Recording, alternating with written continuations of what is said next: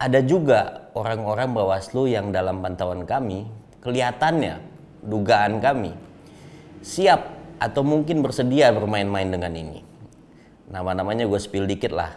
Yang masuk dalam pantauan kita itu ada yang inisialnya PI di Bawaslu Republik Indonesia. Ada inisial RY di Bawaslu DKI. Ya menurut gue sudahlah, gak ada untungnya itu semua.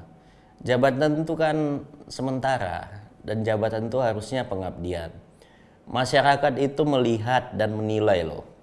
Kita itu mantau semua. Cukuplah kerjakan apa yang harus dikerjakan dan jagalah marwah lembaga demokrasi kita dengan baik. Sesimpel itu kok bernegara. Ini dijadikan sebagai reason supaya ada pemungutan suara ulang.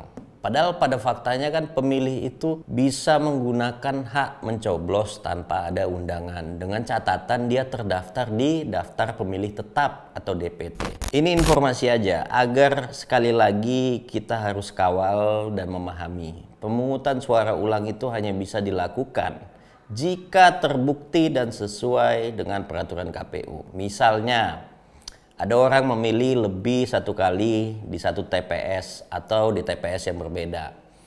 Adanya temuan KTP non-Jakarta memilih di salah satu TPS.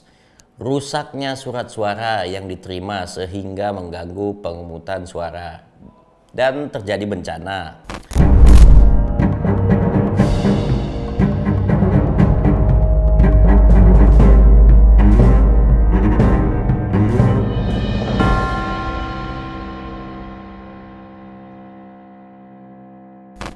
Ridho, brandingnya memang Ridho, tapi ajaibnya tidak ridho. Tidak ridho dengan takdir. Harusnya nama itu kan jadi pedoman buat mereka. Ya supaya lebih ridho. Begini, mata dan telinga kita itu kan ada di mana-mana. Karena kita bekerja secara kolektif dan menyadari apa yang terjadi pada proses-proses sebelumnya. Terkhususnya pada Pilpres yang lalu. Tim kami itu turun liputan, ngumpulin berbagai informasi di lapangan. Dan kesimpulan yang bisa diambil saat ini, memang ada kelompok termasuk si Fufu Fafa ini.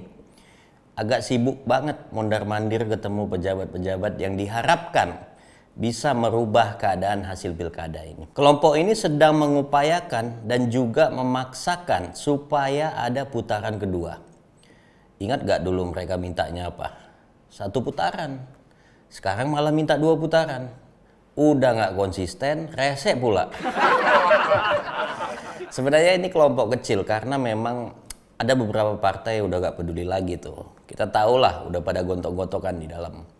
Jadi dari catatan kita pada konteks strategi dan operasi yang terjadi, munculnya gerakan 2 putaran itu bisa dilihat dari buzzer-buzzer di X. Bisa dilihat dari mereka sudah mulai bikin spanduk. Tadi dikirim dari teman, kelihatan ada 5 poin itu. 5 poin yang halu. Mengatasnamakan HMI garis keras. Politisinya pun mulai menarasikan akan beri hadiah untuk melawan kecurangan. Meskipun banyak kecurangan yang terjadi dari sana. Jadi ini kelihatan sekali dikomandoin untuk memberikan perspektif baru agar targetnya 2 putaran tercapai. Tujuannya ya agar ada tekanan sehingga reason halu ini memenuhi syarat.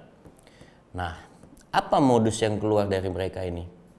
Mereka mengupayakan pemungutan suara ulang di berbagai tempat dengan berbagai alasan yang gak jelas. Salah satunya menolak tanda tangan di 25 PPK dengan tujuan memaksakan PSU di sekitar 25 TPS. Saksi tidak menandatangani berita acara dan menurut informasi kami itu terjadi di 9 kecamatan. Contoh kejadian lainnya yang sempat terjadi di Kebayoran Lama, gak ada pleno, gak ada kajian pelanggaran tanpa proses yang benar. Tetapi rekomendasi PSU-nya terbit. Itu karena ada oknum panitia pengawas tempat pemungutan suara yang bermain-main dengan ini. Syukurnya Bawaslu Jakarta Selatan itu nggak aneh-aneh, patut harus kita apresiasi. Karena memang faktanya ini tidak berdasarkan hukum dan kajian KPU. Tetapi Ada juga orang-orang Bawaslu yang dalam pantauan kami, kelihatannya, dugaan kami, siap atau mungkin bersedia bermain-main dengan ini. Nama-namanya gue spill dikit lah. Yang masuk dalam pantauan kita itu ada yang inisialnya PI di Bawaslu Republik Indonesia. Ada inisial RY di Bawaslu DKI. Dan kita mendapatkan informasi itu beredar di mana-mana. Ya menurut gua sudahlah, nggak ada untungnya itu semua. Jabatan itu kan sementara dan jabatan itu harusnya pengabdian. Masyarakat itu melihat dan menilai loh. Kita itu mantau semua. Cukuplah kerjakan apa yang harus dikerjakan dan jagalah marwah lembaga demokrasi kita dengan baik. Sesimpel itu kok bernegara. Masalahnya ini Jakarta. Masyarakat itu mayoritas rasional. Kalau udah mulai nggak bener, dampaknya nggak main-main. Impactnya itu bisa nasional. Sebenarnya nggak hanya itu aja sih. Modus yang keluar itu kan udah mulai aneh-aneh, udah mulai nggak masuk akal. Ini yang keluar kemarin dijadikan sebagai alasan, misal kemarin tuh ya, alasannya partisipasi publik itu rendah. Padahal emang masyarakat kita aja pada kesel lihat negara ini, lihat pemerintah kita, lembaga demokrasi kita terlalu mengintervensi kemana-mana. Makanya orang malas dan antipati terhadap politik kita. Jadi kalau dari sudut pandang dan alasan yang mereka angkat itu, menurut mereka ini banyak masyarakat tidak mendapatkan undangan untuk memilih form C6. Ini dijadikan sebagai reason supaya ada pemungutan suara ulang.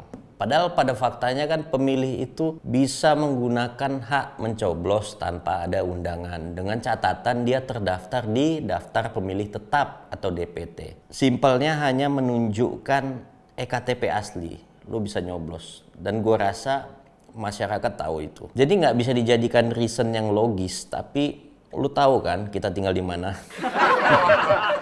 Ya di Konoha dong. Nah, ini informasi aja agar sekali lagi kita harus kawal dan memahami. Pemungutan suara ulang itu hanya bisa dilakukan jika terbukti dan sesuai dengan peraturan KPU. Misalnya, ada orang memilih lebih satu kali di satu TPS atau di TPS yang berbeda.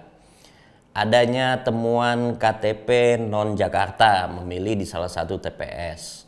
Rusaknya surat suara yang diterima sehingga mengganggu pemungutan suara. Dan terjadi bencana.